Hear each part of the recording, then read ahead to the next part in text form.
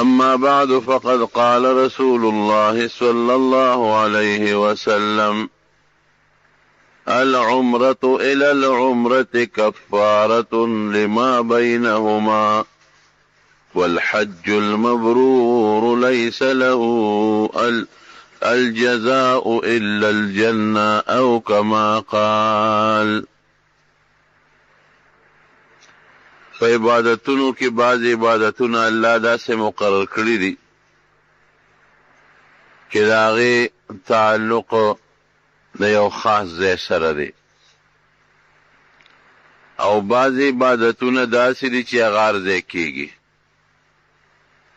سړی که مونځ کوي نفل کوي کور کې هم کېږي او جومات کې هم کېږي. سړی که روژه نیسي دا داسې عبادت دی چې دا هر ځای کېږي. او که یو سړی صدقه ورکوي دا هم داسې عبادت دی چې پټ هم کولی شي او ښکاره هم کولی شي او کور کې هم ورکولی شي او بارم. بعض عبادتونه داسې دي چې هغه هر ځای نه کېږي، د هغې تعلق د یو خاص ځای سره دی، لکه حج او عمره. یو سړی کوي زه د حج د عمل پر خپل کلي کې کوم یا د عمرې د عمل پر خپل وطن کې کوم او پیسې په ډېرې لګوم، دا عمل یې نه کېږي. د دې اعمالو تعلق د یو خاص ځای سره دی چې هغې ته بیت الله مبارک او د هغې ګرد جوار وایي. د نن درته د عمرې متعلق بیان کو. عمره چې کوي نو مسنونه طریقه دا درونو چې سړی د کور نه او دینو لاول د زیاتی سیزونه لرې کړي، لکه نوکان شو او یا په وجود زیاتی ویښته شو، دا لرې کړي، خپله صفی دې راولي. نمبر 1. دویم دا دی چې غسل دی وکړي. دا غسل سنت دی، فرض او واجب نه دی. که چاته موقع میلو نشي نو خیر دی که غسل ونه کړي، خو یاره که موقع میلو شي نو غسل پکار دی، دا سنت دی. چې غسل کله وکړي نو د احرام 2 څادرونه هغه د ځان نه تو کړي، خپلې ګنډلې جامې لرې کړي. سړی به داسې کوي، یو څادر د پرتوب په ځای ځان ته لنګ کړي، یو میانۍ میلاویږي هغه پې د پاسه تو کړي، غوټه وله ورکړي، او بل څادر د کمیس په ځای د ځان نه تو کړي. ځان داسې برابر کړي لکه انسان چې قبر ته تیار شي. لکه قبر کې هم چې سړی سملي په دغه 2-3 څادرو کې وي، یوې کمیس او 2 څادرې، نو دې دا الله ته ښکاره کړي چې پروردګاره ما ځان د دنیا نه بل طرف ته کو او د قبر جون مې ځان له شروع کو. خوښه ستا ده د دنیا دا جون عرضي دی، ما چې دا 2 څادرې کې مې واغوستې دا د مستقل جون د آخرت د جون جامه ده. الله زما په یقین دی دا څادرونه مې ځان نه تاو کړل. لکې به ووایي غسل خانې نه چې راوځي نو جومات کې بیا دی منځو کې هغه منځ سنت دی، واجب فرض نه دی. که یو سړي دا منځ اونم که پروا نشته او یاره سنت دی، حضور پاک مبارک داده چې کومه طریقه ویم حضور پاک مبارک کړی نو سر به پکې پټ کړي، ځکه زه لا نیت د عمرې نه دی کړی. او دې منځ ته سنت الاحرام وایي، د احرام منځ.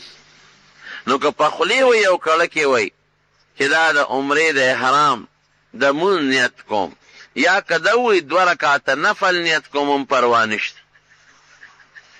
که مکروه وخت نو او که مکروه وخت انتظار دی وکړي، لکه مازدیګر نه پس دی نه کوي، سهار مانځه نه پس دی نه کوي.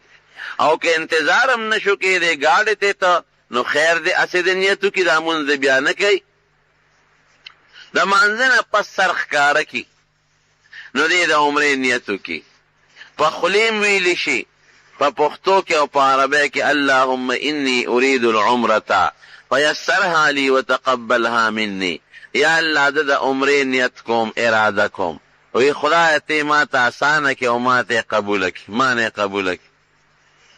عربی کې وی یا پښتو کې. او که په خولې نه وی پړه کې دا وی چې د عمرې نیت کوم کافي ده. دا خلی دا نیت سے لازم ملزوم نده لکه راولی چې د نیت د عمره کوم بس درسته ده او چې نیتو کی نو بیا به سر ښکاره کی یا د نیت نه مخکې د سر ښکاره کی مانځه پسې نو بیا به تلبیه وی تلبیه دا یو لفظ د لبیک ورته وی لبیک اللهم لبیک لبیک لا شریک لک لبیک ان الحمد والنعمة لك والملك لا شریک لک پدی بشوروک یا اللہ زستا پا در کے حاضر یا اللہ اللہم لبیک خدایا ستا در کے ستا حکم تا حاضر ولارے لا شریک لک خدای تعالی شریک نشت دا ایمان دے جے تعالی شریک نشت دا زمونگا عقیدہ دا لبیک تا تا حاضر ستا حکم تا حاضر پناما ولارے ان الحمد والنعمت لکا سنام ستا دا او دا دنیا دا چه سمر احسانات تی اللہ دا نعمتون طول ستا دی لا شریک لک خدا ستا شریک نشت دا لبیک بدی شروع کی پزور بے یوزل وی او کبی پٹ وی نو پٹ دی وی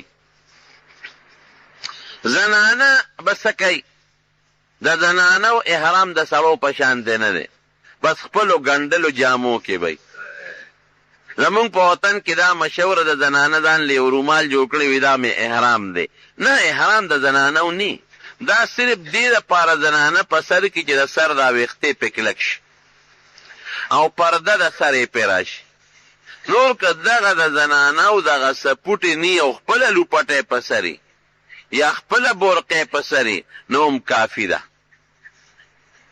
مخ د زنانه با خکاری یعنی خکاره داسې نه چې سړو ته د خپل مخ ښیي سپوټې صادر روبن به پې لګېدلی نی نور پرده پکې کولی شي یا هغه روبن د مخ نه لرې کړي چې مخ سره نه جنګېږي او یا نن سبا یو قسم ټوپۍ ملاویږي دلته ملاویږي او په مکه مکرمه مدینه منوره کې بلکې د ذوالحلیفې د جومات نه بار دوکانونه د هغې کې ملاویږي هغه ټوپۍ د پاسه زنانه خپل روبن وګنډي نو ټوپۍ په سر کې روبن دی د مخ نه یو څلور پنځه ګوتې مخ کې اویزان دي نو مخ یې پټي چاته ښکاریم نه او دا ټوکړی مخ سره لګېږي هم نه زنانه لم غسل سنت دی چې مخکې غسل وکړي واجب فرض نه دی او دا 2 رکعاته چې څنګه سړی کوي زنانه به یې وکړي او د 2 رکعاتو نه پس سړی دا نیت کوي زنانه به هم دا نیت وکړي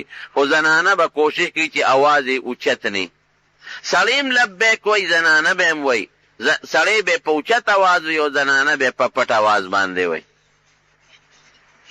دا خورونو د عمرې نیت شو اوس نبی کریم صلی الله علیه وسلم په ذوالحلیفه کې دا چل وکړو مونږ چې ځو په پیښور ایرپورټ کې یا په حاجي کیمپ کې خلک دا چل کوي یا په خپل کور کې هم کولی شي او که یو سړی په مکه مکرمه کې دی هغه نیت کم ځای کوي ابه د حرم د حدودو نه وځي نږدې ځای د حرم په حدودو کې تنعیم دی مسجد عایشه هلته یو جومات دی په تنعیم هم مشهور دی او مسجد عایشه باندې مشهور دی ټکسیان ورته ځي نو د مین حل ته جدې ته هم تللی شي عرفات تم تلی شي بل یو ځای دی جعرانه څوک هلته ځي تنعیم نږدې ځای دی هغې ته لاړ شي او لاړ شي هغه تنعیم ته که بلډینګ کې لامبي او که هلته لامبي هلته مسلخانې شته او یو لوی جومات عایشې بیبي ته عمره کړې ده هلته جومات جوړ دی هلته به د عمرې دغه نیت وکړي چې دا ما درته څنګه ووایي لبیک به شروع کې را روان بشي نو حضور پاک مبارک د ذوالحلیفې کې نیت وکړه او لبیک یې شروع کړه په څاروي چې سور شو را روان شو د بدقسمتۍ نه نن سبا زمونږ خلک په لبیک شرمېږي حالانکې دې کې شرم نه دی پکار که په لوړ ځای خیجې لبیک وایا که کوزیږي لبیک وایا که ګاډي ته خیجې لبیک وایا چې کوزیږي لبیک وایا که چا سره ملاقات کې مخکې لبیک وایا وروسته ورسره السلام علیکم وایا او چې حجر اسود ته مخامخ شي ستا لبیک به بند شي نو نبی علیه السلام مبارک په دغه 6مه هجرې په ذی قعده کې را روان شو راغی یو مقام د مکې مکرمې ته نږدې هغې ته حدیبیه وایي اوس یې نوی نوم شمیسیه دی هلته د مکې کافرانو سره لانجه راله هغې نه پرېښود مې نه بځې اوږده قصه ده چې د بل وخت به یې درته وکړم ځکه نن د عمرې خبره کوم بهر کیف نبی علیہ السلام مبارک وسره جوړه وکړه د مکې کافر په دې کلک و چې نن سخت کال به عمرې له نه ځي نو نبی علیہ السلام مبارک وسره جوړه وکړه وی زه صحابه نو خوشحاله او حضور پاک مبارک مخې له نشو ورتلی جوړه وکړه وی ده داسې به وکړو چې آینده کال به مونږ عمرې له راشو سخت کال به واپس ځو نو چې کوم څاروي ځان سره بوتلي و هغې هلته حلال کړل ذبح یې کړل او سرونه چا کټ کړل او چا وخوریل او واپس مدینې منورې ته راغلل ځکه دې ته حکمي او ثوابي عمره وایي ثواب یو شو او عمره ونه شوه ځکه هغې خپل وس وکړه په دا نیمه کې بلکې نیمه هم نه د مکې مکرمې ته رسېدلي و تقریبا لږ مزل پاتې واپس رالل نو دا د حضور پاک مبارک دې ته ثوابي عمره وایي دې ته حکمي عمره وایي دا په ذی قعده کې دا میانې په میاشت کې شوې ده دویمه عمره نبی کریم صلی الله علیه وسلم دا د جعرانې نه کړې ده جعرانه تقریبا یو 20-22 کیلومیټر د طائف په طرف یو ځای دی نبی علیہ السلام مبارک چې کله راغی مکه شریفه فتح شوه او بیا د مکې نه لاړل او تاس او حنین دا فتح شو او طائف هم بعض علاقې فتح شوې نو واپس رالل دقه ځای کې حضور پاک مبارک دمه وکړه د شپې حضور پاک مبارک راغی عمرې له خو صحابه خبر نه کړل ځکه بیا ټول صحابه راتلل نو د شپې هلته نه نیت وکړه او عمرې له راغی او اوس طواف یې وکړه او عمره یې پوره کړله او واپس جعرانې ته یې ځان ورسو یو صحابي وي داسې عمره وکړه لکه چې دا شپې په جعرانه کې تېره کړي ځکه څوک پې پوه نه شو خبر نه شو دا حقیقي عمره وه د نبي کریم صلی الله علیه وسلم د هجرت نه پس دا هم د میانې په میاشت په ذی قعده کې وه درېیمه عمره نبی علیہ السلام عمرة القضا کړې ده هغه د حدیبیې جوړه چې وکړه هغې ورسره دا فیصله کړې وه وایي آینده کال به ته عمره کې نو نبی علیہ السلام مبارک په 9مه هجره کې را روان شو د فتح د مکې نه یو کال مخکې د مدینې منورې نه نو مکې شریفې ته راغی د حضور پاک مبارک د تره لور وه حضرت میمونه رضی الله عنها او په مکه مکرمه کې وه هغې ته سوال جواب راولېږه چې که ته هجرت کې او موږ ما سره واده کې هغه سوال جواب چې راورسېد ډېره زیاته خوشحاله شوه ځکه هغه غریبه خو یوه زرې وه او بې کسه بې څوکه وه په دې ډېره خوشحاله شوه چې زه ښه شوه چې ما له خدای خود خاوند او بیا د حضور پاک مبارک غوندې خاوند را نصیب د ډېرې خوشحالۍ نه حضرت عباس رضی الله عنه د نبی علیہ السلام تره او د هغه زوی حضرت ابن عباس عبدالله ابن عباس دا دواړه ولیږل وی تاسو به لاړ شئ د نبی علیہ السلام استقبال به مو کې او زما نکاح به مو سره وتړئ تقریبا یو 45 کیلومیټره د مکې مکرمې نه بار د مدینې شریفې پروړ هلته یو مقام د صرف ورته وایي دا کلی اوس مشهور نه دی د دې نه یو 15 کیلومیټره مخکې یو بل کلی جموم ورته وایي مشهور کلی دی د جموم نه یو 15 کیلومیټره د مکې شریفې په طرف دغه ځای کې صرف ته د نبی علیہ السلام تر حضرت عباس و ابن عباس مخې له ورلل او د حضور پاک مبارک استقبال یې او د میمونې رضی الله عنها نیکه وتړله چې راغلل حضور پاک مبارک عمره وکړه 3 ورځې پوره شوې چې کله یې عمره کوله اوس نیت خو مې درته ووي عمره څه ته وایي په دې م ځان پوهېږي نو دغه 2 څادرونه به یې چولې رڼو چې مکې مکرمې ته راشي ښه دا د طریقه چې دی آرام وکړي دمه وکړي که دمې ځای یو خپل بلډینګ یې وي چې عبادت په طریقه وکړي زمونږ خلک تلوار کوي راتلو سره ورمنډئ که وسې کېږي نو او دې لامبي چې تازه شي، خو نه به نوکونه اخلي چې د عمرې نیت یې وتړه، بعضې څیزونه پې منع شو، نوکونه اخېستل پې منع شو، ویښته اخېستل کټ کول پې منع شو، ګیره کې به هم ډېرې ګوتې نه وي چې دا ویښته تې ونه دي، د ځان نه خیرې لر کول پې منع شو، خیرې به نه لر کوي.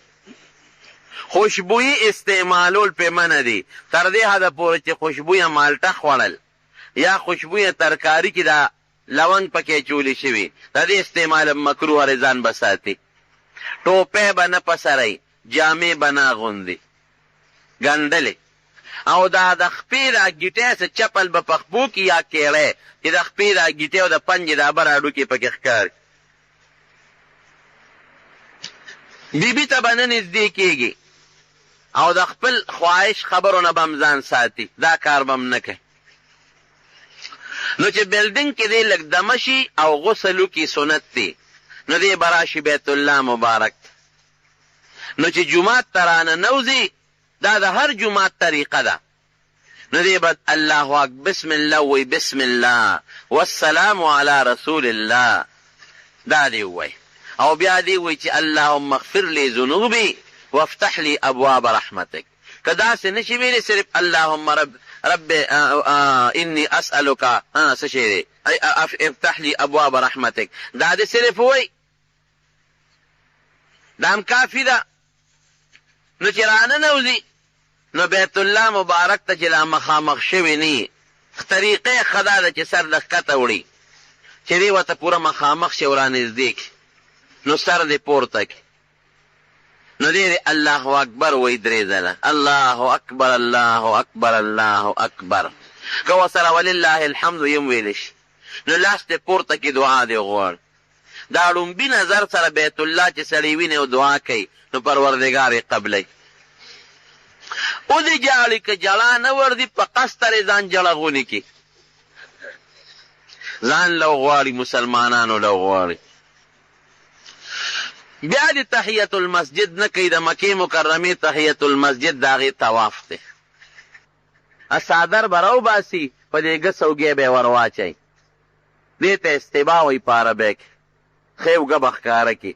بعضې خلک د خپل وطن نه چې را روان دي دا ښې اوږې ښکاره کړي، چا چې احرام تړلي دا ښې اوږه یې ښکاره کړي، د مسلو قسم دې چاته پته نه لګي، هېڅ خبر نی. غریبانان ډېر خلک ناپوهه دي، هېڅ نه نی خبر، د خپل وطن نه را روانې اوږې ښکاره کړي او مټې وایي نه، اوږه به هله ښکاره کوې چې ته طواف شروع کوې، په 7 واړو چکرو کې به اوږه ښکاره کوې. نو بیا به بیت الله د حجر اسود نه لږ مخکې نیت وکړي د طواف، د طواف نیت به وکړي، په خولې م ویلی شي، او که په خولې نه پړه کې ووایه، او چې دا ته دې اوږه ښکاره کړه او پې ورځې، دا نیت دی بس. بعضې خلک وایي نیت مې هېر شو، هلکه تا چې د اوږه ښکاره کړه او دا ور روان شو، دا نیت دی که نه؟ نیت خو قصد قلبي د زړه ارادې ته وایي، زړه اراده وشو. نو بیت الحجر اسود ته ور مخامخ شو، ښکلې که، که ښکلول ممکن نو، لاس ولا یو ساغه ښکل که، که داسې نه وه یو چوکه ولا یو ساغه ښکل که، او که داسې نه وه د لرې ځای نه استقبال وکړه. لاول به استقبال کې لاسونه د غوږونو پورې به اوچت کې، او بیا به استلام وکړي، لاسونه به د سینې برابر اوچت کې، لکه 4 فوټ او 100 انچه حجر اسود د ځمکې نه اوچت دی، او لکه به دا راوایي لکه ما په حجر اسود کې ښودل، او بیا به یې ښکل کې. حضور پاک مبارک فرمایي الحجر الاسود یمین الله فی الارض، وی حجر اسود په دې ځمکه داسې دی لکه د الله ښی لاس. نو چې لاس دې ور مخامخ که، نو بیا به روان شي په ښي طرف، او 3 چکرو کې به رمل وکړي. رمل څه ته وایي؟ پهلواني، مټې به وی 3 چکرو کې. نو څوک هغې کې هم چل چاله نه وي، څوک ټوپونه وایي، د عربۍ د اردو کتابونو لیکلی دي، اچلنا لفظ یې لیکلی دی، اچلتے ہوئے، او څوک منډې وایي، دا غلطه طریقه ده. دا سکول کې چې ماشومان ډریل کوي، ډریل مونږ ورته ډریل وایو، یا دا فوجان چې رواني او مټې وایي او قدمونه نږدې نږدې ږدي، دا د خپل طاقت مظاهره کوي، ځان ښیي چې زه دونه طاقتمن، بس دغه چل مټې وال، اوږې ړقول، اوږې داسې نه چې ګنداز داسې ړقی، نه داسې اوږه ړقول، خپله پهلواني قدمونه نږدې نږدې کېښودل. دا په لومبو درېو چکرو او بیا څلورو چکرو کې عام چال دی. دا ولې دا مټ ولې ښکاره کوي او دا ډومبو چکرو کې دریو کې دا پهلواني ولې کوي؟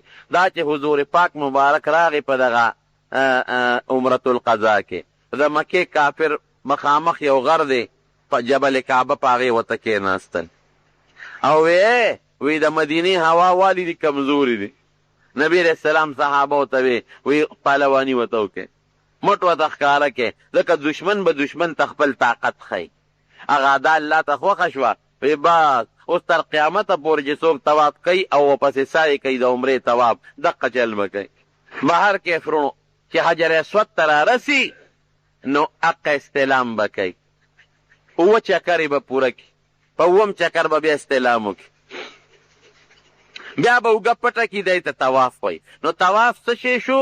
د نیت کول او د بیت الله نه اووه چکرې وهل، هر چکر تر استلام کول. او چې کله طواف نه فارغ شي نو بیا به 2 رکعاته مقام ابراهیم سره وکړي. لږ وروسته به وکړي چې خلکو ته رش نه جوړېږي. مقام ابراهیم هغه تیږه ده چې ابراهیم علیه السلام بیت الله جوړاو، په دې به ولاړو. د ابراهیم علیه السلام د خپې د خپله پنجه پکې د ګوتې د بند دومره ورننوتې ده، یو شیشه تې تو ده، جالۍ تې تو ده، خلک ورځي ګوري ور. 2 رکعاته واجب الطواف ورته وایي. که مکروه وخت نو لکه سار نه پس او مازدیګر نه پس به نه کوي، که دغه ټیم بیا بل وخت دی او که دغه ټیم نو 2 رکعاته واجب الطواف به وکړي. بیا به لاړ شي زمزم به وسکي. نو زمزم به وسکي، دا د اسماعیل علیه السلام معجزه ده. د هغه د خپې اوبه دي چې هغه خپې والې الله پیدا کړي دي.